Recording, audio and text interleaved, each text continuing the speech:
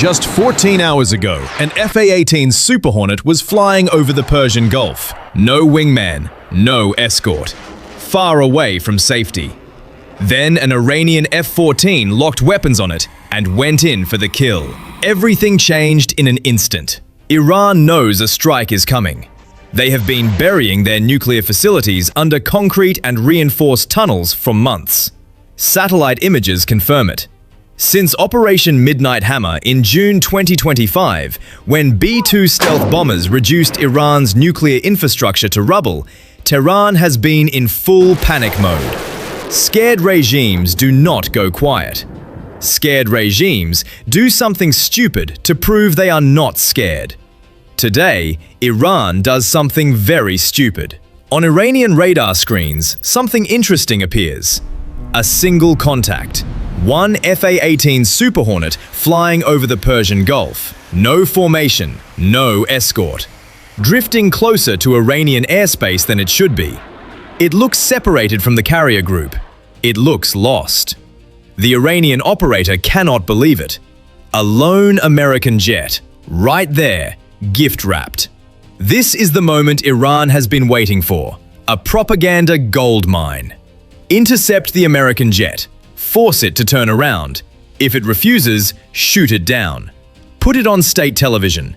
Show the entire world that Iran is not intimidated. That Iran still has teeth. That Iran will stand up to the great Satan himself. The commander picks up the phone. He gives the order. Scramble the F-14. Now, let us talk about this F-14. Iran has been flying these jets since 1979. That is the same year the Sony Walkman came out. They have kept these aircraft alive through smuggled components, local improvisation, and what can only be described as a deeply concerning amount of optimism. Recently, Iran received Russian MiG-29 jets to bolster their aging fleet. But the F-14 is still their prized interceptor. In American hands, the Tomcat was one of the most feared fighters in the sky.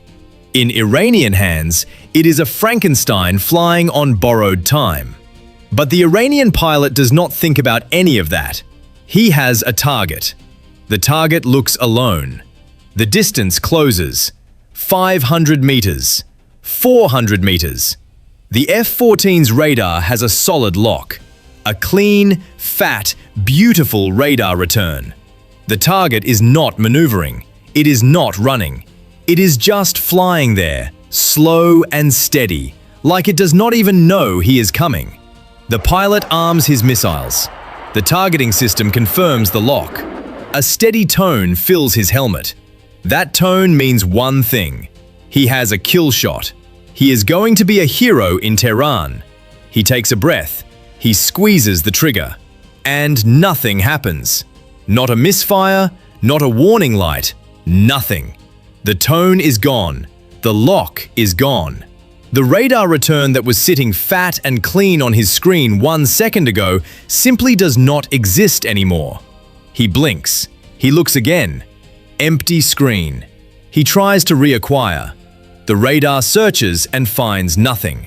He switches modes. Still nothing. He tries his backup systems. His backup systems do not respond either. His cockpit, which 30 seconds ago felt like a throne room, now feels like a broken car. He starts hitting buttons. Error, error, error. He gets back on the radio. Ground control tells him to troubleshoot. He tells ground control there is nothing left to troubleshoot. Everything is just gone. Ground control goes quiet. Nobody in Iran has an answer for what just happened. Here is why. That F-18 on his radar screen was never a regular Super Hornet. It was an EA-18G Growler. From the outside, the Growler looks identical to a standard F-18. Same airframe, same shape, same radar signature. That is the whole point. Iran could not tell the difference. Because the EA-18G is not really a fighter. It is an electronic warfare aircraft. It is the military equivalent of a man who looks completely harmless but can fry your entire computer network with one button press. Right now, As of February 2026, 6 EA-18G Growlers from Electronic Attack Squadron 133 are operating off the USS Abraham Lincoln in the Arabian Sea. 6 more have been forward deployed to Muwafaq Salti Air Base in Jordan. 12 total, forming a wall of invisible energy around Iran that Tehran cannot see, cannot map, and cannot avoid. These are not training flights. US Central Command has publicly confirmed these aircraft are conducting continuous flight operations, specifically to collect electronic intelligence on Iranian air defense radars. Every time an Iranian radar turns on, a Growler is listening, recording, memorizing the exact frequency signature, building the blueprint to destroy it later. The Growler carries AN/ALQ-99 tactical jamming pods under its wings and fuselage. These pods blast high-powered electronic noise that physically overpowers enemy radar frequencies.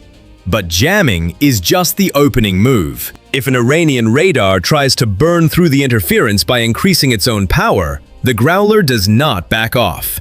It fires an AGM-88E anti-radiation missile that homes in on that very radar signal and destroys the transmitter physically. In June 2025, a Growler used exactly this missile to kill a Houthi helicopter on the ground. The US Navy confirmed it publicly. That was not an accident. That was a message. The moment the F-14's radar went active and locked on, the Growler crew had everything they needed. They did not panic. They did not run. They flipped a switch. Invisible energy flooded the Iranian jet. The F-14 did not malfunction. It just died. Like someone pulled the plug on the whole aircraft. Imagine driving at full speed, and suddenly the steering wheel, the brakes, the speedometer, and the GPS all stop working at the exact same moment. Now imagine that vehicle is traveling at 600 miles per hour over water. That is where the Iranian pilot is right now. He does the only sensible thing a man can do when his jet becomes a very aerodynamic paperweight. He turns back. He banks the F-14 away. He is no longer the hunter. He is just a man trying to fly a broken jet home without dying. He has lost. He knows it. He just does not fully understand how badly yet.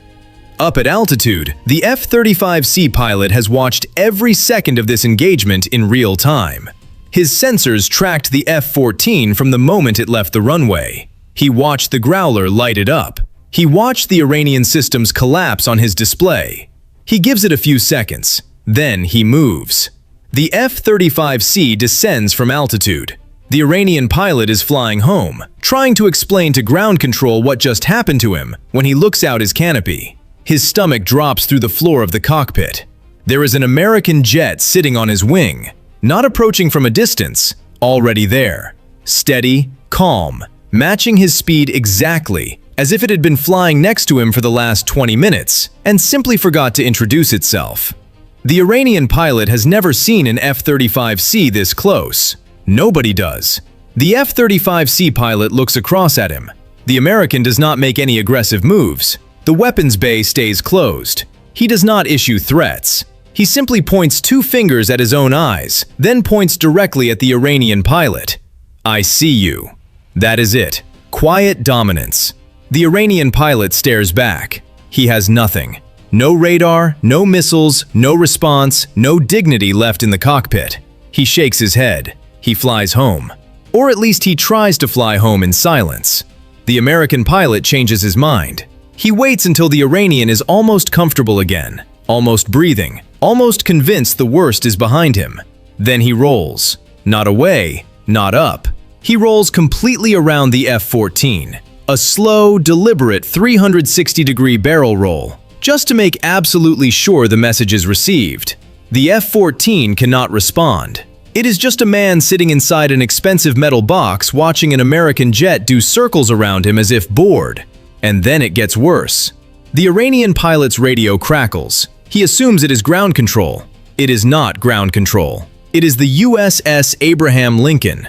They are not transmitting a warning. They are playing music. Kenny Loggins, Danger Zone, through his own radio, on his own frequency. inside his own cockpit. He cannot turn it off because he cannot turn anything off anymore. He flies the last 40 miles to the Iranian coast listening to the Top Gun soundtrack on a loop, involuntarily, at full volume. This is what happens when Iran decides to test a jet they do not fully understand against a weapon they cannot see.